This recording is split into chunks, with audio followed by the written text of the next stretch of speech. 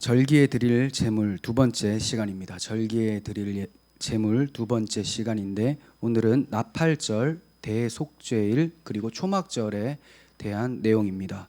29장은 28장에 이어서 이제 절기에 드리는 제물이 소개가 되고 있는데 방금 말씀드린 대로 세 가지 절기가 나오게 됩니다. 먼저 나팔절은 나팔을 불어서 주목하게 하는데 의미를 담고 있습니다. 그리고 대속죄일은 이스라엘 백성들 전체가 다 회개하는 데 초점을 두고 있고, 초막절은 약속의 땅에 들어가서도 광야에서 하나님의 인도와 보호 아래 초막을 짓고 살았던 것을 기억하고, 또 하나님께서 결국은 약속의 땅에 들여보내셨다라는 것을 감사하면서 찬양하는 데 초점을 두고 있습니다.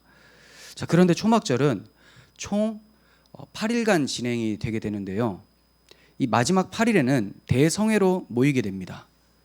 이것은 초막 생활을 끝내고 약속의 땅 가나안에 들어가서 살게 된, 즉 하나님의 언약 성취에 대해서 감사하는 날을 기억하는 데 초점을 두는 겁니다. 자, 그래서 8일은 대성회로 이제 들어가게 되었다라는 것을 기념하는 거고, 7일 동안 진행되었던 초막절은 우리가 광야에서 하나님이 늘 먹이시고 입히시고 보호 인도하셨다라는 것을 감사해 하면서 드리는 절기입니다. 그런데 이렇게만 보고 교훈을 얻는다면 유대주의적인 해석으로 끝나게 됩니다. 이스라엘의 절기를 영적 이스라엘인 교회에게 적용시키기 위해서는 구속사적 관점에서 해석을 해야 되는 거죠. 예를 들면 초막절 마지막 날을 가리켜서 사도 요한은 명절 끝날 곧 큰 날이라고 설명을 했습니다. 초막절 마지막 날 8일을 명절 끝날인데 곧 큰 날이라고 얘기해서 큰 날. 물론 이제 장엄한 대회로 모일 것이다, 장엄한 성회로 모일 것이다 라고 하는 표현과 동일합니다. 큰 날이다. 자, 왜 큰 날이 되냐? 광야 생활을 청산하고 드디어 약속의 땅에 입성하는, 기쁨을 만끽하는 감사의 날이기 때문에 큰 날이라고 하는 거죠. 그러므로 이 끝날, 곧 큰 날은 우리에게 적용시키면 마지막 날, 그리스도의 재림의 날을 예표하고 있는 절기입니다. 그렇다면 우리의 인생을 절기로 표현하자면 우리는 지금 어떤 절기를 살고 있는 것이 됩니까? 초막절을 사는 거예요. 우리 인생을 광야라고 얘기를 많이 하잖아요.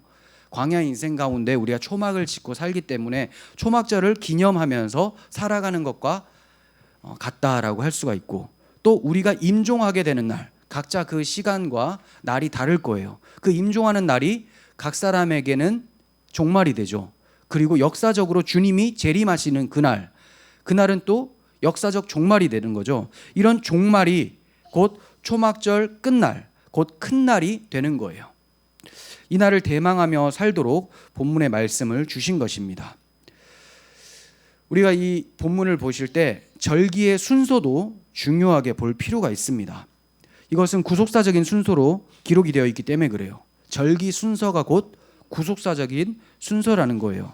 28장부터 29장이 절기의 내용들이 들어가 있잖아요. 근데 28장부터 29장에 들어가 있는 절기 중에 좀 굵직굵직한 절기들을 제가 순서대로 좀 나열을 해보면 여러분들이 이게 무슨 뜻인지를 아실 거예요. 먼저는 유월절이죠. 그 다음 오순절이 옵니다. 그리고 나팔절이 오고요. 그 다음 초막절이 와요. 자, 그렇다면 이게 무슨 의미를 가지고 있느냐? 유월절 어린 양의 피, 예수 그리스도의 보혈로서 우리를 구속해 주시고, 또 오순절에 주의 성령이 강림하셔서 우리에게 복음의 능력을 주셔서 복음을 나팔과 같이 담대히 불 수 있도록 해주시고, 또 이 인생을, 복음을 전하는 인생을 초막절과 같이 하나님의 보호와 인도함 가운데서 열심히 살다가 명절 끝날에 곧 주님의 재림을 사모하는 그런 삶을 살다가 가는 것이 성도의 인생이라는 겁니다. 이러한 구속사적인 관점에서 오늘 본문을 살펴보도록 하겠습니다. 먼저 절기에 대해서 말씀을 할 때 어떤 제물을 드려야 되는지가 공통적으로 나오는 것들이 있습니다. 공통적으로 어떤 제물을 드려야 되냐? 흠없는 제물이에요. 이게 필수죠.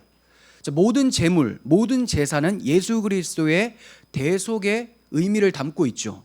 그러므로 예수 그리스도를 예표한다면 그 제물은 흠이 있어서는 안 돼요. 죄 없으신 예수 그리스도를 예표하는 것이죠. 그런데 이 제물을 드리는데 어떤 식으로 드리냐? 번제와 속죄제로 드리라고 명하십니다. 번제와 속죄제, 물론 소제도 들어가게 돼요. 자, 우리가 지난번에 많이 살펴봤기 때문에 간단하게 말씀을 드리면, 번제는 희생의 제사, 우리의 전체를 드리는 제사. 근데 우리가 바로 나의 전체를 드린다라고 하면 이게 또 문제가 생깁니다. 그게 아니라 예수 그리스도께서 그 온 삶을 헌신적으로 사셨던 그 희생적 삶에 대해서 얘기하는 것이 번제고요. 그리고 속죄제는 그리스도께서 우리를 위하여서 고난당하시고 죽으신 그 속죄를 의미합니다. 그러니까 우리는 속죄제의 삶을 살 수는 없죠. 번제의 삶을 살 수는 있어도 속죄제는 예수 그리스도에게만 이제 해당이 되는 것이고, 자, 소제는 그리스도의 순결한 삶, 하나님의 말씀에 입각해서 사시고 순종하셨던 그 순결한 삶에 대해서 얘기를 합니다. 이 또한 성도들의 순결한 삶, 거룩한 삶에 대해서도 적용을 시킬 수가 있습니다. 자, 이렇게 흠없는 제물을 드릴 때에 번제와 속죄제, 소제로 드리라라고 명령을 하세요. 그런데 우리가 28장부터 많이 보게 되는 표현이 있는데 그게 바로 드리라라는 거예요. 오늘도 우리가 읽어봤지만 드리라라는 표현이 굉장히 많이 나와 있죠. 그때도 제가 잠깐 말씀을 드렸습니다. 자, 왜 이렇게 드리라는 표현이 많은가? 하나님께서 과연 받으시기를 좋아하시기 때문에 이렇게 드리라고 하시는 것인가? 그게 아니라고 말씀을 드렸어요. 만일 드리라는 이 말씀을 곧바로 우리에게 적용을 시킨다면 문제가 생깁니다. 마치 하나님이 짐승의 고기를 좋아하신다고 여기게 되거나, 또는 하나님이 부족하셔서 우리가 많이 드릴 때 하나님이 부욕해 된다라는 이교도적 발상, 또 이단적 사고를 갖게 될 수가 있죠. 그러니까 이 드리라는 표현을 바로 하나님이 우리한테 드리라고 명하셨다, 우리도 열심히 드리자, 이렇게 가면 본문의 의미를 놓치게 되는 거예요. 놓치는 뿐만이 아니라 이단적으로 나갈 수가 있게 되는 거예요. 성경은 항상 예수 그리스도의 십자가를 통하여서 해석을 하셔야지만 하나님의 뜻을 올바르게 분별할 수가 있습니다. 자, 그러면 어째서 하나님께서 드리라라는 이 명령을 그렇게 많이 사용하고 계시는가? 하나님이 우리에게 주실 것을 우리로 하여금 잊지 말라고 하시는 거예요. 하나님이 주실 건데 이것을 잊지 않기 위해서, 우리가 잊지 않기 위해서 계속해서 드리라라고 명하시는 거예요. 그럼 우리는 드릴 때마다 무슨 생각을 하냐? 하나님이 나에게 주신 것이 있다, 이걸 생각하라는 거예요. 자, 이스라엘 백성 입장에서는 하나님이 우리에게 주실 것이다 라는 것을 생각하라는 거죠. 주실 것이다. 이렇게 흠없는 제물을 하나님이 이 짐승의 고기를 좋아하시는 분이 아니라 나의 죄를 대속할 제물을 준비해 주시고 주실 것이다 라는 것을 잊지 말라는 거예요. 즉 무슨 말입니까? 메시아 언약을 잊지 말라는 겁니다. 제사를 드릴 때마다 드리라라는 이 명령을 생각하고, 하나님께서 나에게 정말로 주실 것이 있구나, 나는 그걸 기다려야 되겠구나, 나의 구속자를 기다려야 되겠구나, 이 마음으로 제사를 드리라는 거예요. 그리고 신약을 사는 우리들도 이러한 본문을 대할 때 우리를 위하여서 자기 아들을 아낌없이 내어주신 그 사랑을 더욱더 기억하고 감사해야 되는 것이죠. 그리고 이제는 우리는 제물을 드릴 것이 아니라 우리의 몸을 거룩한 산 제사로 드려야 됩니다. 이걸 하나님이 기뻐하시는 영적 예배라고 하는 거죠. 왜냐하면 우리는 이제 드릴 것이 없어요.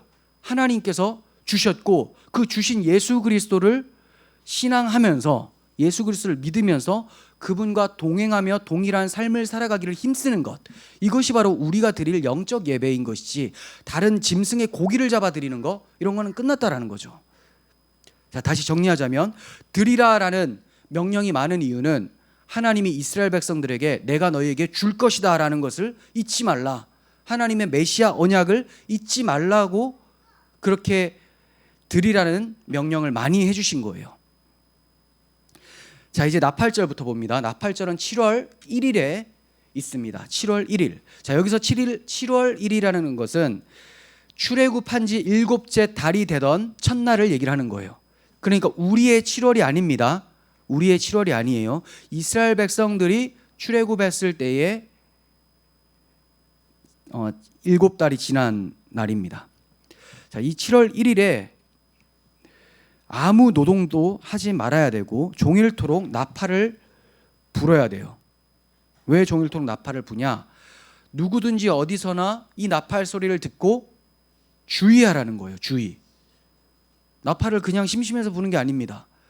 뭔가 경각심을 갖게 하고 준비시켜주고 주의를 요하는 그런 나팔 소리예요. 우리가 나팔 부는 것에 대해서는 민수기 10장에서 살펴본 바가 있습니다. 나팔의 기능이 뭐냐? 명령하는 신호다. 명령. 자, 이제 앞으로 가라, 멈춰라 라는 그런 신호였어요. 그리고 전쟁을 알리는 신호입니다. 적군이 쳐들어온다라는 그런 신호예요. 그리고 또 이런 표현이 있습니다. 하나님으로 하여금 기억하게 하는 신호. 나팔을 불면 하나님이 자기 백성을 주목하게 하신다라는 겁니다. 주목하게 된다. 네, 그래서 하나님으로 기억해야 하도록 하는 신호가 나팔이었습니다. 그러니까 지금 7월 1일에 나팔을 분다라는 것은 무슨 의미를 갖고 있을까요? 뭔가 준비해야 되고 긴장하고 주의를 해라라는 거죠. 그럼 뭘 준비를 해야 되냐? 오늘 나오는 절기들이 다 7월에 들어가 있습니다. 7월 10일에는 대속죄일이 있고 7월 15일부터는 초막절이 있죠. 그리고 8일이 지나서는 초막절 끝날 곧 큰 날이 있어요. 그러니까 대속죄일을 생각하면서 10일 후에 있을 대속죄일을 생각하면서 겸손한 마음으로 애통하는 마음으로 회개를 준비하는 거죠. 네, 자신을 돌아보는 것. 그리고 초막절 기간에 하나님이 어떻게 인도하셨는지를 늘 기억하고 경거망동하지 않도록 하는 것. 그리고 마지막 날 우리를 약속의 땅에 들여보내주신 그 하나님을 기억하며 감사하는 것. 소망을 잊지 말라. 또 감사를 가져라라고 경각심을 주는 것이 나팔입니다. 나팔. 이사야 선지자의 외침에서 이러한 의미를 찾아낼 수가 있어요. 이사야 58장 1절부터 봅니다. 크게 외치라. 목소리를 아끼지 말라. 내 목소리를 나팔같이 높여. 자, 나팔같이 목소리를 내래요. 내 백성에게 그들의 허물을, 야곱의 집에서 그들의 죄를 알리라.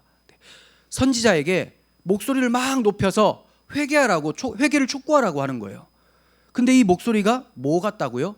나팔 같다. 나팔의 역할은 회개를 준비시켜 주는 겁니다. 대속죄를 준비시켜 주는 것. 그리고 이사야 52장 7절, 좋은 소식을 전하며 평화를 공포하며 복된 소식을 가지고 오며 구원을 공포하며 시온을 향하여 이르기를 내 하나님이 통치하신다 하는 자의 산을 넘는 발이 어찌 그리 아름다운가. 자, 이게 무슨 소리입니까? 막 좋은 소식을 소리 높여 막 전하고 있어요. 그러면서 그 전하는 사람의 발걸음이 너무 아름답다라는 거예요. 이것은 초막절과 관련된 말씀이라고 할 수 있죠. 초막절 끝에 그 큰 날에 이제 구원의 날, 복음의 날, 기쁨의 날이 올 것이다라는 것을 막 전파하는 그런 모양새인 것이죠. 그러므로 오늘날 우리들에게, 우리 성도들에게는 나팔절의 나팔 소리를 어떤 식으로 적용하면 좋겠습니까? 우리가 막 불어대는 나팔은 뭘까요? 복음이죠. 구원의 기쁜 소식을 막 전파하는 거예요. 그러면 사람들이 준비를 하는 것이죠. 야, 이제 그날이 다가오는구나. 그리고 복음을 전하게 되면 반드시 먼저 전해야 될 것이 죄의 책망이죠. 죄의 책망 때문에 회개가 일어나야지만 예수 그리스도가 복음으로 들려지죠. 기쁜 소식으로. 그래서 우리가 복음을 전한다. 나팔을, 우리 입술을 나팔처럼 열어서 복음을 전할 때 많은 사람들이 회개하고 돌아와서 예수 그리스도를 믿고 그분 안에서 마지막 재림의 날, 구원의 날을 소망 중에 기다리게 되는 것. 이 역할을 하게 되는 것입니다. 사도 바울도 이 복음을 나팔로 비유하면서 말씀하기도 했습니다. 고린도전서 14장 8절. 만일 나팔이 분명하지 못한 소리를 내면 누가 전투를 준비하리요. 자, 여기서 나팔이라는 것은 전도자의 목소리죠. 전도자의 목소리인데 무엇을 담고 있느냐? 복음의 내용이에요. 전도자가 복음을 정확하게 알지 못하고 엉뚱한 다른 복음을 전하면 누가 전투를 준비하겠느냐? 네, 오늘날 전투 준비 못하게 하는 복음들이 많죠. 죄의 책망 없는 가짜 복음, 사랑만 전하는 복음, 공의의 하나님과 사랑의 하나님을 함께 전해야지만 회개가 일어나고 그리스도를 믿고 소망 중에 그 나라를 기다릴 수가 있는데, 그렇지가 않고 당신은 사랑받기 위해 태어난 사람을 바로 직접적으로 얘기를 한다는 겁니다. 그렇게 돼버리면 분명한 소리를 내지 못해서 아무도 전투를 준비할 수가 없죠. 아무도 그 나라를 소망할 수가 없습니다. 그러므로 우리는 복음의 나팔이 들려질 때마다, 자, 어디에서? 강단에서, 그리고 여러분들이 성경을 묵상할 때, 하나님이 직접 또 복음의 나팔을 들려주실 때마다 죄에 대한 회개와 주님의 다시 오심을 소망 중에 기다리면서 믿음을 지켜야 됩니다. 그리고 우리 또한 복음의 나팔을 계속 불면서 많은 사람들을 돌아오게 하고 소망 중에 준비할 수 있도록 역할을 감당해야 되는 것이죠. 자, 이제 7절부터 대속죄일에 대해서 나오는 것을 봅니다. 대속죄일은 7월 10일이에요. 10일. 자, 10이라는 숫자가 이제 충만의 숫자잖아요. 그러니까 외우기가 좀 쉽게 충만, 모든 백성들이 다 회개하는 날, 10날, 충만한 날, 이렇게 하면 좀 외우기가 쉽습니다. 제가 항상 7월 15일인지 7월 10일인지가 매번 헷갈렸는데 이 방법이 좋을 것 같아요. 10이라는 수, 대속죄는 7월 10일에 있어요.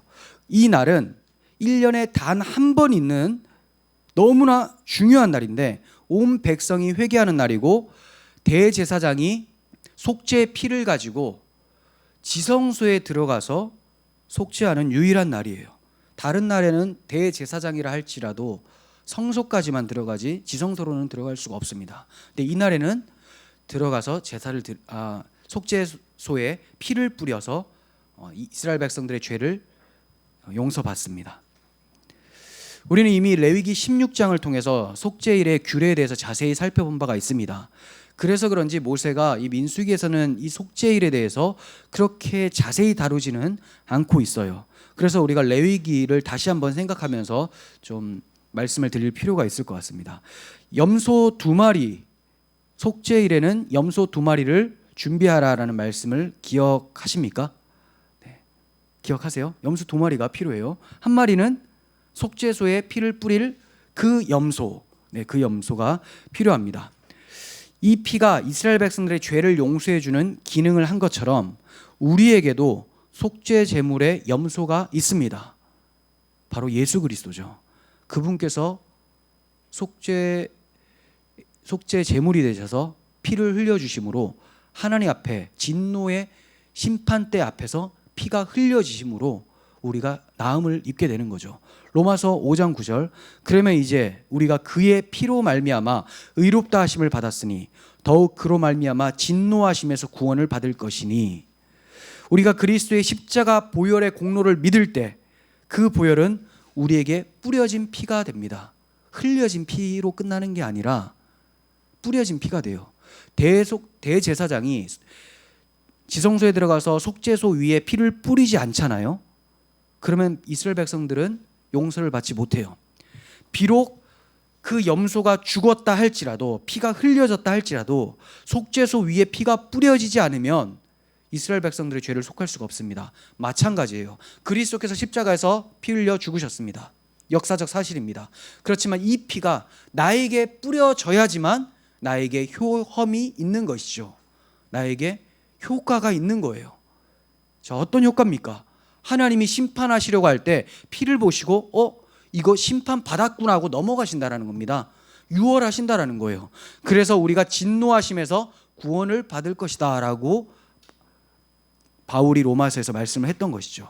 그리고 이렇게 우리의 죄가 다 예수님 때문에 씻겨졌기 때문에 우리를 하나님이 보실 때 의롭다고 해주시는 거예요. 나의 어떠한 모습에 너무 좌절하지 마십시오. 내 모습 때문에 구원하시는 것이 아니라 예수님의 모습을 우리가 간직하고 있기 때문에, 마음에 담고 있기 때문에 하나님이 의롭다고 말씀해 주시는 것이고 심판을 넘어가신다는 겁니다. 물론 우리는 그 흘리신 피를 우리 마음에 계속해서 뿌리고 적용시켜서 날마다 그 속죄 제물이신 그리스도처럼 살기를 소망해야 되겠죠. 그렇지만 그렇지 못할지라도 주께서는 우리의 구원을 취소시키지 않으십니다. 그게 바로 영 단번에 이루어진 제사 예수 그리스도의 십자가의 능력입니다. 자, 다른 한 마리 염소는 그러면 어떻게 됩니까? 한 마리는 지성소 속죄소 위에 피가 뿌려지는 염소이고, 또 다른 한 마리는 아무도 없는 광야로 멀리 버려져서 죽는 염소죠. 그 염소를 가리켜서 아사셀의 염소라고 했던 것을 우리가 기억을 하죠. 이 또한 세상 죄를 지고 가는 하나님의 어린 양이신 예수 그리스도에게서 성취될 예표였죠. 우리의 죄를 지시고 영문 밖에 나가서 죽임당하신 예수, 그 예수 그리스도는 우리의 아사셀 염소였던 거예요. 시편 103편 12절 보시면 그리스도께서 우리에게 무엇을 해주셨는지가 나옵니다. 동이 서에서 먼 것 같이 우리의 죄가를 우리에게서 멀리 옮기셨다. 어느 정도로 이스라엘 백성들의 진영에서 광야로 멀리 아사셀 염소를 보내서 죽임당하게 한 것처럼 예수 그리스도께서 예루살렘 성전에서 죽은 것이 아니라 성문 밖에서, 영문 밖에서 죽임당하셔서 우리의 죄가를 멀리 옮기셨다는 겁니다. 그러므로 예루살렘 성, 하나님의 도성 가운데 있는 사람들에게는 죄가 없는 것이 되는 거죠. 그리스도께서 가지고 밖으로 나가셨기 때문에 이제 우리는 무흠한 자가 된 거예요. 비록 나의 삶에는 죄가 있지만 하나님이 무흠하다고 봐주시는 상태가 되어버린 것입니다. 그렇다면 대속죄일의 말씀을 대하는 우리는 이제 무엇을 해야 될까요? 제물을 드려야 됩니까? 아니죠. 제물은 그리스도로 다 성취되었습니다. 우리는 우리 죄에 대해서 애통하고 회개를 해야 됩니다. 그래서 7절 중반부 보면 심령을 괴롭게 하라라는 말씀이 나옵니다. 대속죄일에는 심령을 괴롭게 해야 돼요. 물론 이스라엘 백성들은 양을 잡고 염소를 잡으면서 심령을 괴롭게 했어요. 근데 우리는 이미 다 하나님께서 잡으셨잖아요. 예수님을 잡으셨어요. 그러므로 그리스도를 고백하면서 우리의 죄를 돌아보고 회개를 해야 되는 것이죠. 예수 그리스도의 보혈은 회개하는 자에게만 뿌린 바 되는 피입니다. 건강한 자에게는 의사가 쓸데없고 병든 자에게라야 의사가 쓸데있는 것처럼 자신이 죄로 인해서 죽어 마땅한 상태라는 것을 알고 회개하고 나오는 자만 주의 대속의 경험을 할 수가 있는 겁니다. 그래서 레위기 23장 속죄일을 말씀하실 때에 23장에서 속죄일을 말씀하실 때에 이미 이런 말씀을 주셨던 거예요. 자, 레위기 23장 29절 봅니다. 이 날에는 스스로 괴롭게 하지 아니하는 자는, 이 날에 스스로 괴롭게 하지 않는 자는 그 백성 중에서 끊어질 것이라. 이 날에 누구든지 어떤 일이라도 하는 자는 내가 그의 백성 중에서 멸절시키리니. 스스로 괴롭게 하지 않으면 끊어진다. 네. 회개하지 않으면 하나님 백성으로부터 끊어진다라는 거예요. 즉 성도가 회개하지 않으면 지옥 간다라고 하는 것이 아니라, 그게 아니라 성도라면 반드시 애통하는 회개를 한다라는 거죠. 자, 그리고 누구든지 어떤 일이라도 하는 자, 이 사람도 멸절된다라는 겁니다. 대속죄일에 어떤 일이라도 하는 자. 이 말은 우리가 우리 죄를 용서받기 위해서 우리가 해야 될 아무것도 들어가는 것이 없다라는 거예요. 우리의 공로, 우리의 노동이 아무것도 들어가지 않고 오직 그리스도의 노동만이 들어갔다. 십자가에서 다 이루셨다라고 말씀하신 것처럼. 그런데 이때 일을 하게 된다는 것은 나의 죄를 내가 한번 용서받아 보겠다라는 심보가 되는 것이죠. 그래서 하나님께서는 엄격하게 노동을 금하셨습니다. 안식해라는 거예요. 안식. 네가 할 거 아무것도 없다. 너는 그냥 하나님이 일하신 것을 누려라. 그러므로 대속죄일에 용서받는 것은 하나님의 일하심이지 우리의 일이 아닙니다.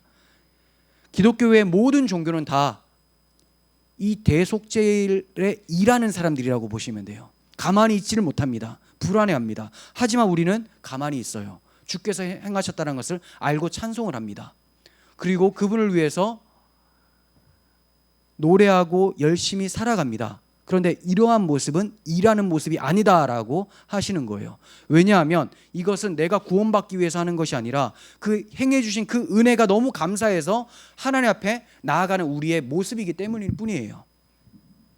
그러므로 기독교는 오직 그리스도의 공로로만 죄 용서 받는다는 것을 확실하게 천명을 하고 있는 것이죠. 그 외 모든 종교는 자기 행위가 들어갑니다. 우리가 절기를 대하다 보면 계속해서 아무 노동도 하지 말라는 말씀이 많이 나옵니다. 자, 왜 그런가? 그 모든 절기가 그리스도를 통하여서 이루어진다라는 것을 알라는 거죠. 그런데 아직까지도 무슨 절기를 드리고, 물론 이스라엘 절기를 드리는 사람은 잘 없죠. 그런 사람들 있습니까? 잘 없습니다. 그런데 또 다른 어떤 절기를 함으로써 내가 그것을 하지 않으면 하나님께 최선을 다하지 않는 것처럼 생각해서는 안 되는 거예요. 뭐 부활절 이런 건 좋죠. 추수감사절. 그렇지만 하고 안 하고의 문제가 아니라 그 의미가 중요한 것이, 이걸 안 한다고 해서 불안해하는 것도 문제가 되는 것이고, 또 안 하는 것을 의롭게 생각하는 것도 문제가 되는 거죠. 우리는 절기나 율법에서 자유로워졌습니다. 이제 우리를 옥죄할 수 있는 것은 아무것도 없고 그리스도의 사랑밖에 없습니다. 우리는 그리스도의 사랑이 우리를 강권하시는도다라는 그 말씀과 같이 그 사랑의 종이 되어서 살아갈 뿐입니다. 대속죄일에 그러므로 우리는 옷을 찢을 것이 아니라 마음을 찢어야 되죠. 이것이 바로 우리가 해야 될 일입니다. 자, 다음은 12절부터 나오는 초막절입니다.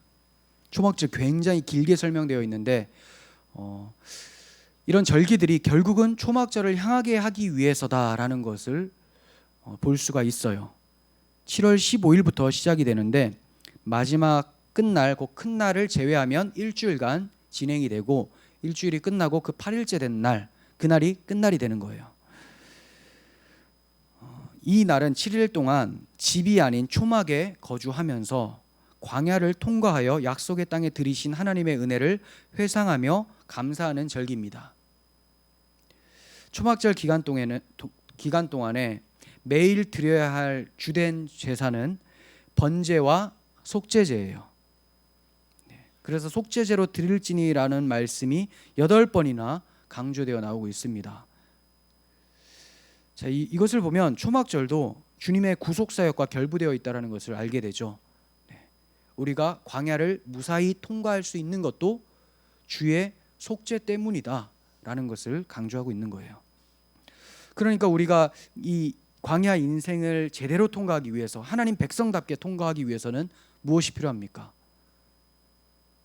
그리스도의 대속, 십자가, 이거 놓치면 우리는 광야에서 그냥 주저앉고 말아요. 절대로 약속의 땅에 들어갈 수 없습니다.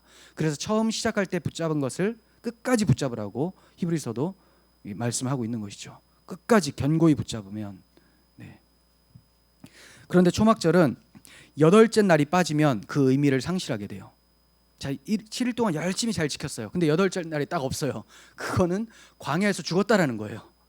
열심히 광야에서 하나님과 같이 지내다가 죽었다, 이렇게 되는 거예요. 이스라엘 1세대밖에 안 되는 거죠. 하지만 우리는 이스라엘 2세대까지를 바라보고 있죠. 자, 35절에 8째 날에는 장엄한 대회로 모일 것이요 아무 일도 하지 말라고 명하십니다. 장엄한 날은 큰 날을 얘기를 하는 거죠. 자, 왜 큰 날이냐? 서두에 말씀드린 대로 모든 광야의 생활을 청산하고 약속의 땅에 들어가는 기쁨의 날, 안식의 날이기 때문이죠. 그래서 레위기에서는 초막절 7일 동안 그 끝날을 바라보면서 즐거움으로 지내라, 이런 말씀이 있어요. 끝날이 없으면 하나도 즐거울 수가 없죠. 근데 끝날을 바라보면서 즐거워하라 라고요. 이스라엘 백성들이 약속의 땅에 들어가지 못하고 광야에 죽을 거라고만 알고 있었다면 즐거워할 수 있겠습니까? 1세대는 즐거워할 수가 없어요. 하나님이 못 들어간다고 했기 때문에. 근데 2세대는 자신들의 모양이 아주 엉망진창일지라도, 아버지 세대와 비슷할지라도 하나님이 약속을 하셨어요. 들여보내주겠다. 그래서 그들이 소망 중에 즐거움으로 지낼 수가 있게 되는 것이죠. 레위기 23장 40절, 첫날에는 너희가 아름다운 나무 실과와 종려나무 가지와 무성한 나무 가지와 신의 버들을 취하여 너희의 하나님 여호와 앞에서 이레 동안 즐거워할 것이라. 네, 초막절이 시작될 때 자, 이러한 것들을 가지고 종려나무를 가지고 마치 예수님이 예루살렘 입성할 때처럼 막 환호를 하잖아요. 이 환호성을 막 지르면서 즐거워하면서 일주일간 지내라는 거예요. 비록 너희가 집이 아니라 초막에 나와서 절기를 지킬지라도 너희는 즐거워해야 된다. 왜냐하면 초막이 끝이 아니라 여덟째 날이 있잖아 라는 거죠. 그래서 즐거워합니다. 그러면 이 여덟째 날, 끝날 곧 큰 날이 어떻게 찾아오는 것일까요? 이스라엘 백성들이 가만히 그냥 7일을 텐트 치고 그렇게 잘 지내고 있으면 8일이 그냥 찾아오는 겁니까? 예, 물리적 시간 속에서는 그래요. 가만히 있으면 하루 이틀 3일 지나다가 8일은 그냥 오는 거죠. 하지만 하나님께서는 이 8일이라는 끝날 곧 큰 날은 가만히 찾아오는 것이 아니라 이스라엘 백성들의 뭔가를 해서도 아니고 저절로 이루어지는 것이 아니라 예수 그리스도께서 그 날을 가져다 주신다라고 가르쳐주고 계십니다. 그게 바로 예수님의 입술을 통해서 증거가 되고 있어요. 자, 요한복음 7장 37절, 명절 끝날 곧 큰 날에, 이게 이제 초막절 마지막 날에 예수께서 서서 외쳐 이르시되 누구든지 목마르거든 내게로 와서 마시라라고 해요. 무슨 말입니까? 끝날인데, 끝날이 됐으면 사람들이 즐거워하고 기뻐해야 되잖아요. 근데 예수님의 눈에는 영 아닌 거예요. 이거 다 그냥 가식적으로 즐거워하는 척만 하는 것이지 마음에 기쁨이 하나도 없고 영적인 목마름으로 막 허덕이고 있는 거죠. 그래서 예수님께서 그 명절 끝날고 큰 날은 너희가 이렇게 지킨다고 되는 것이 아니라 내가 너에게 주는 거야. 내게로 와서 마시라라고 말씀하고 있는 겁니다. 즉 예수님이 바로 마지막 날이다. 예수님이 그 날을 마련해 주실 분이다라는 것을 말씀합니다. 그러면 예수님이 목마름을 어떻게 해결해 주시고 그 날을 어떻게 맞이하게 해 주신다는 걸까요? 어떻게? 예수님께 나아갔어요. 나아가면 저절로 그게 되는 것이냐? 자, 예수님께 나아가면 우리가 무엇을 받게 되죠? 쭉 받게 되잖아요. 성령을 받게 되죠. 네. 예수님께로 나아가면 어떻게 해서 목마름이 사라지냐면 주의 성령이 물붓듯이 우리에게 부어지기 때문에 배에서 생수의 강이 넘쳐날 것이다 라고 말씀하는 거예요. 요한복음 7장 38절부터 39절, 나를 믿는 자는 성경의 이름과 같이 그 배에서 생수의 강이 흘러나오리라. 예수님을 믿으면 생수의 강이 흘러나와서 영적 해갈이 되어진다는 거예요. 그런데 이것은 그를 믿는 자들이 받을 성령을 가리켜 말씀하신 것이라. 그렇습니다. 성령을 부어주시고 성령께서 광야 같은 인생길, 초막살이에서 영혼이 메말라 죽지 않고 하나님의 약속을 신뢰하며 소망 중에 큰 날, 곧 재림의 날을 맞이하도록 인내케 해주신다라는 거예요. 그러므로 우리가 이 광야 인생을 지나갈 때, 영적 초막절을 우리가 살아갈 때 그리스도를 바라보지 못한다면, 또 그분의 영을 충만히 받지 못한다면 광야에서 죽는 것이죠. 끝까지 그리스도를 바라봐야 되고 끝까지 성령을 의지해서 성령 충만으로 주의 재림의 날을 즐거워하면서 지낼 수 있게 되는 거예요. 그리고 그 전에 반드시 이루어져야 될 것은 하나님의 말씀을 듣는 나팔절, 그리고 심령이 애통하는 회개가 있는 대속죄일을 거쳐야 됩니다. 예수님을 바라보고 성령을 충만히 받아서 살아가는 것은 마땅하나 이것이 있기 위해서는 복음을 들어야 되고 나팔절, 그리고 그 복음 가운데 철저하게 회개함으로써 주님을 믿고 바라보고 성령 충만해서 명절 끝날을 맞이하게 된다는 겁니다. 예수 그리스도께서 이 큰 날의 안식과 기쁨을 가져다 주실 분이라는 것을 제물의 수요를 통해서도 계시가 되었습니다. 제물의 양을 통해서 자, 13절을 보시면 첫날에 수송아지 13마리라고 하죠. 수송아지 13마리를 드려라. 여러분 이거 느끼셨습니까? 그 첫날 둘째 날 하면서 재물이 계속 달라지는 거, 수요가 달라지는 거 느끼셨어요? 어떻게 달라지죠? 송아지가 한 마리씩 감아여지죠. 네. 13마리, 12마리, 11마리, 10마리, 9마리, 8마리 여기까지 가요. 8마리.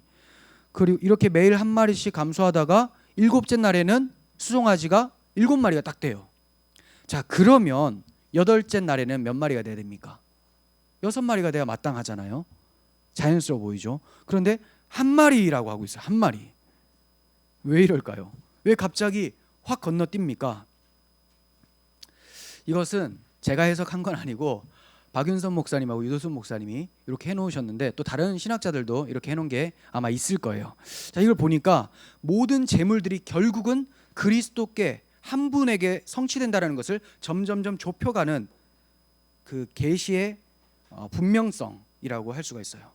구약 시대 때 점점 계시가 선명해지죠.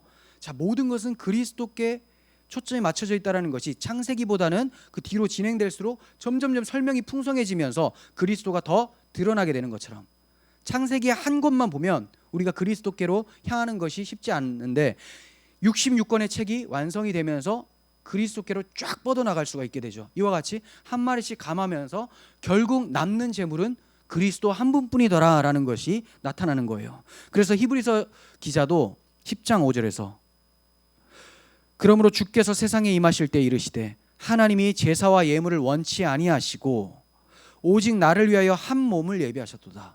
결국 하나 예수 그리스도께로 귀결된다라는 것을 말씀하는 것이죠. 그러므로 우리의 신앙의 모든 초점도 다 그리스도께 초점이 맞춰져야 돼요. 어떤 분들은 제가 그럼 너무 교훈적인 설교를 안 하는 것 같다라고 말을 할 수도 있을 거예요. 근데 저는 안 한다고 생각하지 않습니다. 구속사를 하면서 중간중간에 교훈을 격가지로 말씀을 드립니다. 왜냐? 교훈이 이 설교의 초점은 아니기 때문에 그래요. 교훈이 성경의 초점은 아니기 때문입니다. 물론 구속사적인 교훈을 얻을 수가 있죠. 제가 말씀드리는 교훈은 윤리적 교훈을 말씀드리는 거예요. 이 윤리적 교훈이 성경의 핵심은 아니에요. 성도가 마땅히 윤리적으로 살아야 되는 것은 맞지만 그렇게 살기 위해서는 그리스도를 통하지 않고서는 불가능하기 때문에 모든 초점은 그리스도께로 향하고, 그리고 나서 거기서 가지가 뻗어 나와야 된다는 겁니다. 그리고 나서 우리가 열심히 일하는 일에 대한 성경적 입장을 또 보는 것이고, 또 부모가 어떻게 해야 되냐, 남편은 아내는 어떻게 해야 되냐, 이 모든 것들이 다 구속사 안에서 그리스도 안에서 다시 한번 뻗어나가는 곁가지라는 것입니다. 그러므로 우리의 모든 초점을 그리스도께로 향하시길 바랍니다. 그것이 바로 우리 신앙의 해답이에요. 자, 이 절기 규례가 어떻게 마치고 있는지 39절을 봅니다. 너희가 이 절기를 당하거든, 절기를 맞이하면 여호와께 이같이 드릴지니 이는 너희의 서원제나 낙헌제로 드리는 번제, 소제, 전제, 화목제 외에 드릴 것이니라. 이런 번제나 소제나 전제, 화목제가 있는데 이런 거 너희가 드리는데 이거 드리면서 이 절기에 어차피 뭐 이 제물 드렸으니까 이걸로 좀 퉁치자, 이런 말 하지 말라는 거예요. 자, 서원제나 낙헌제라는 것은 자원하는 제사입니다. 내가 드려도 되고 안 드려도 되고 내 마음이 이끄는 대로 하나님 앞에 자발적으로 하는 제사예요. 굳이 적용을 하자면 뭐 제사는 아니지만 우리가 이제 예배를 드릴 때 이 헌금 있잖아요. 헌금. 이걸로 하면 안 되겠다. 감사헌금 이거 하면 안 될 것 같아요. 왜냐하면 그러면 마치 주일헌금 반드시 해야 되고 이런 느낌으로 들잖아요. 적용 안 하겠습니다. 자, 이 자원하는 제사예요. 그런데 우리가 28장에서부터 살펴본 절기들이 있죠. 상번제가 있었고 아침 저녁을 드리는 제사, 또 안식일, 그리고 월삭, 그리고 유월절, 오순절, 대속죄일, 초막절. 자, 이렇게 7개. 이 절기들은 반드시 지켜야 될 제사입니다. 해도 되고 안 해도 되고가 아니에요. 왜냐하면 다 그리스도께 초점이 맞춰져 있다잖아요. 그리스도께서 이루실 제사인데 이것이 빠져버리면 우리 구원이 어떻게 됩니까? 끝나는 거죠. 구원이 이루어지지 않는 거예요. 이스라엘 백성들에게는 구원이 없는 것이 됩니다. 이것이 무너져 버리면 이걸 가리켜서 너희가 메시아 언약, 내 언약을 잊었도다 라는 것이고, 그 언약을 잊어버리면 하는 행동이 뭐냐? 우상숭배를 하는 것이죠. 또 우상숭배를 하고 언약을 잊으면 하는 행동이 이웃을 압제하는 거예요. 이제 윤리까지 무너지게 되는 거죠. 불경건함과 불의함이 나타나게 되는 것입니다. 그러므로 반드시 하나님 말씀하신 이 7가지 절기는 온전히 드려야 됩니다. 네. 즉 그리스도를 통하여서 구원받은 이 복음은 반드시 우리 마음에 가지고 있어야 된다는 거예요. 이것이 무너지면 성도가 무너지게 되고, 교회도 이것이 무너지면 욕을 먹게 되죠. 교회의 윤리가 무너진 것은 복음이 무너진 이유입니다. 뭐 윤리 설교를 많이 안 해서 그런 거 아니에요. 착하게 살라고 아무리 얘기해도 착하게 살고자 하는 마음이, 그 동력이 없는데 어떻게 살겠습니까? 그리스도의 그 사랑을 알기 때문에 내가 그렇게 살고 싶은 거죠. 이 동력이 강단에서 선포가 되어져야 되는 거죠. 이제 우리는 이러한 제사를 드리지 않아도 됩니다. 절기 제사를 드리지 않아도 돼요. 하나님의 뜻은 우리에게 이 제사 제물의 실체, 당신의 아들을 주시기 원하시는 사랑의 마음을 알라는 것이었고, 이제 우리는 그 아들을 역사 속에서 받았습니다. 그리고 마음에 모시고 있어요. 그러므로 우리가 드릴 제물은 없고, 이제 그리스도 안에서 나를 드리시면 돼요. 나를. 번제의 삶을 사시면 됩니다. 소제의 삶을 사시면 됩니다. 매일 아침 저녁으로 상번제의 삶, 우리에게 내어주신 그리스도를 마음에 모시고 십자가 대속의 은혜를 감사하면서 그리스도 안에서 우리 자신을 내어드리는 거룩한 삶을 살아가는 것, 이것이 하나님이 받으시는 영적 제사입니다. 이 예배를 드릴 수 있도록 우리에게 예수 그리스도를 허락해 주신 하나님은 찬송받아 마땅하신 하나님이십니다. 기도하겠습니다. 하나님 아버지, 아버지의 놀라우신 사랑과 은혜가 저희에게 감사 제목과 영원한 찬송이 됩니다. 하나님, 초막살이를 하고 있는 저희들 인생길이지만 하나님의 언약, 예수 그리스도의 십자가 보혈을 잊지 않는, 이 절기의 의미를 잊지 않는 저희들이 되게 하여 주시고, 그리스도 안에서 저희를 온전히 하나님 앞에 내어드리며 주께 순종하며 사는 거룩한 하나님 백성 되게 하여 주옵소서. 우리 구주 예수 그리스도의 이름으로 기도합니다. 아멘.